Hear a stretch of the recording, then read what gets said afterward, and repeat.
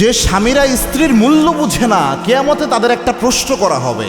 অনেক স্বামী রয়েছে স্ত্রীর কোনো ভ্যালু তাদের কাছে নাই। তারা মনে করে স্ত্রী দাসী বান্দির মতো, আমি পড়াই আমি খাওয়াই, এরকম একটা অ্যাটিটিউড তারা গ্রহণ করে। না প্রিয় ভাই, মনে রাখবেন আপনার স্ত্রীর মূল্য আপনি বুঝবেন না, যাচ্ছে তাই আচরণ আপনি স্ত্রীর সাথে করবেন, স্ত্রীর উপর জুলুম হবে এমন আচরণ আপনি করবেন। আপনার আচরণের কারণে স্ত্রীর চোখে পানি পড়ে, রাতের বেলায় আপনার স্ত্রী অশান্তিতে থাকে, মনের মধ্যে সবসময় ফাফর ভাব অনুভব করে।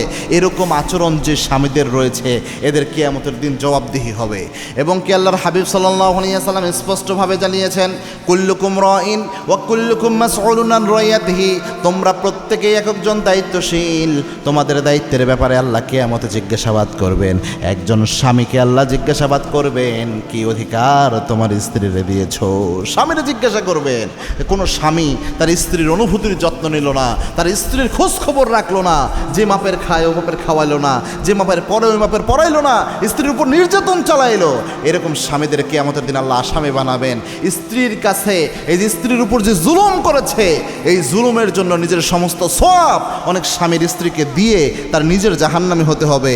আর অনেক স্ত্রীর স্বামীর আমলনামা নিজের সমস্ত গুনাহ চাপায়া দিয়া স্ত্রী জান্নাতি হয়ে যাবে।